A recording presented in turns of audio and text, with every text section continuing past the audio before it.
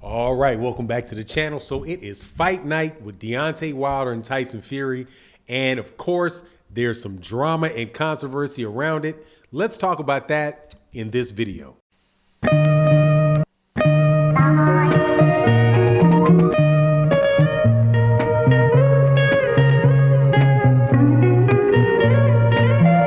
All right, welcome back to the channel. Deontay Wilder and Tyson Fury tonight. Big fight, rooting very heavily for Deontay Wilder to pull his fight out. But I knew going into this fight that there was going to be some controversy around Tyson Fury and that Tyson Fury was going to be accused of trying to pull some underhanded stuff. And Tyson Fury did not let me down. In the last couple fights, there was big issues around the gloves in the first fight. Really big issues about the gloves in the second fight, and same thing for the third fight. You can look on the thumbnail for the video, and you can see what the gloves actually look like. And Tyson Fury comes in with the same Paffin gloves, but this time it looks like he's literally bringing in the same pair of gloves. They're wrinkled. They look like they've been worn. They're not gloves that look like they're new, fresh out of the box. Tay Jones, shout out to Tay Jones. Make sure you subscribe to Tay Jones Boxing Channel. Really, really great content that he has over there. He put a videotape on checking the gloves and what they look like, and you got to listen to the entire exchange that took place between the Deontay Wilder's camp and the Nevada State Athletic Commission. And, I'm going to be very honest. I try to criticize things when I really think that I have a full understanding.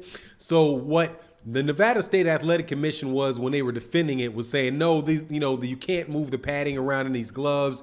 They cut a pair of the gloves, like at random, cut a pair of Tyson Fury's gloves. And they said, look, see where this is sewn in. You can't move the padding around, right? And basically defended the gloves. But I could not help, just like Tay Jones could not help and Deontay Wilder's camp could not help, but notice that the gloves looked old. They looked wrinkled, like not just around the edges of the glove, but throughout the glove. They look like thin, worn, older gloves. They did not look like new gloves.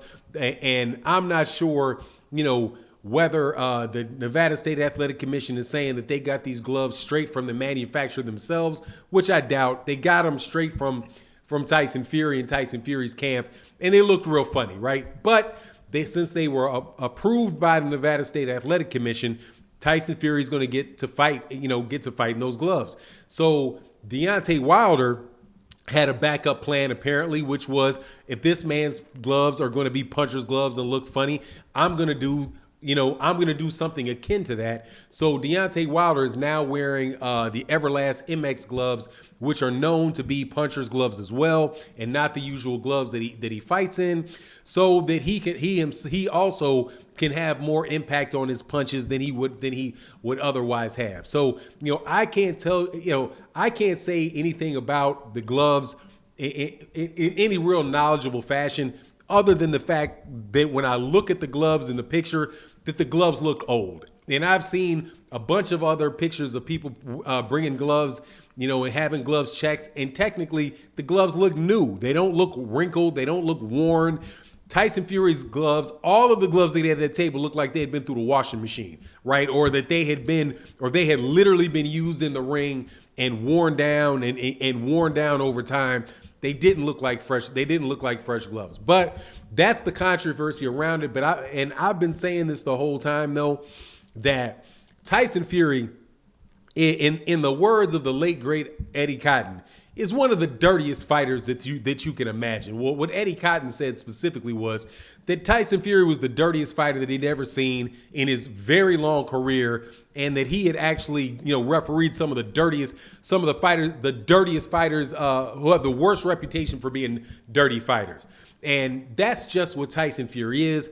Deontay Wilder, I hope that he knew that he was going to have to deal with that when he was coming in, because just because these gloves are legal, I'm quite sure that he and his team has found every possible way to get as close to the line as he possibly can, and if they can in certain other areas, we'll try to get over. So I've been saying before, that's why I didn't make a prediction for the fight.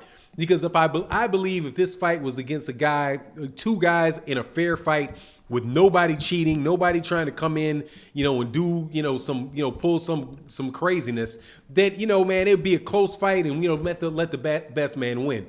But Tyson Fury's track record, when you really, really look at his track record, you see that this type of stuff it's consistent throughout his career.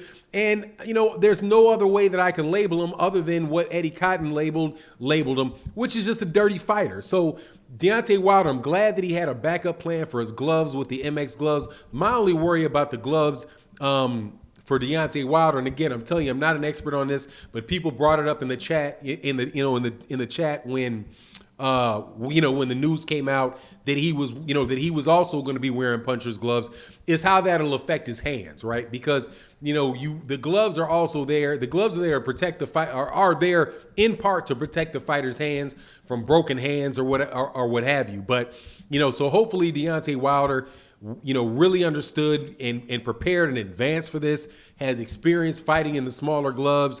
And, and if that's the case, well, that's going to bode well for Deontay Wilder's power. Now, as far as like what's going to happen in the fight, Deontay Wilder's also going to have to be very prepared for Tyson Fury to be very dirty in the ring, right? Tyson Fury is somebody that, especially in that last fight, was mushing Deontay Wilder in the face with his palm, right? He was, neck wrenching him, doing all kind of other stuff in the ring besides fighting him that was wearing Deontay Wilder down. He fouled the guy he fouled him like 12 or 13 times before Kenny Bayless actually took a point away from him. But he was fouling Deontay Wilder so bad and so consistently that Kenny Bayless took points away from him. And it was a situation where Deontay Wilder looked like he had been out of it for rounds, right? Pretty much from the beginning of the fight. So, I always have looked at this fight as Deontay Wilder having to get in there and him having to deal with a lot of underhanded tactics that are going to come from Tyson Fury, because Tyson Fury is very consistent. He's not going to change who he is just because people have said and talked about what he's going to do. Primarily because most of the boxing media and the establishment of boxing really, especially this year, appear not to care about cheating at all. As long as it's the guy that they want to win, or that the major promoter wants to win, the media is not going to say anything about it. The sanctioning body is not going to say very much about it, and they're going to keep on pushing. And the best example of that, obviously, it was with another top-ranked fighter, Oscar Valdez, who tested positive for performance-enhancing drugs coming into a fight, and they still let the guy fight, right? Dillian White was over there in the UK, got caught for performance-enhancing drugs. They let that guy fight. So the fact that Tyson Fury is going to get in with borderline gloves, or his gloves can be as humanly dangerous as possible, worn in, dudes was probably had a team of cats punching walls to try to get the materials matted down as far as it can. Deontay Wilder really and truly is just going to have to overcome that, and he's going to have had prepared for it. But seeing as he knew, what was going on, and he made the accusations that he made, hopefully he'll have his mind set for that, and we'll be able to get somewhere near a fair fight. It's not going to be fair because Tyson Fury doesn't push the line. Hopefully it'll be fair because Deontay Wilder decides that he's going to push the line too. If Tyson Fury fights rough and dirty with him, Deontay Wilder should immediately come back and do the same thing to Tyson Fury, and let Tyson Fury know that that if it's going to get ugly, it's going to get ugly. It's going to get ugly for everybody. My understanding is that the ref Sergio Mora has it's not Sergio Mora, but the referee, forgive me for not remembering his name, has a reputation for letting a lot of rough stuff and dirty play go on in the ring. Well, if that's the case, Deontay Wilder, that's what you're free to do with that referee, so do it with that referee. And if the referee really is trying to favor Tyson Fury, he's going to have to stop it for both guys. Make sure, I just hope he comes in with that Andre Ward really tough mentality that, look, man, if you're not, what you do to me, you can expect twofold coming back to you until we get an even playing field. But anyway, that's my take on the matter.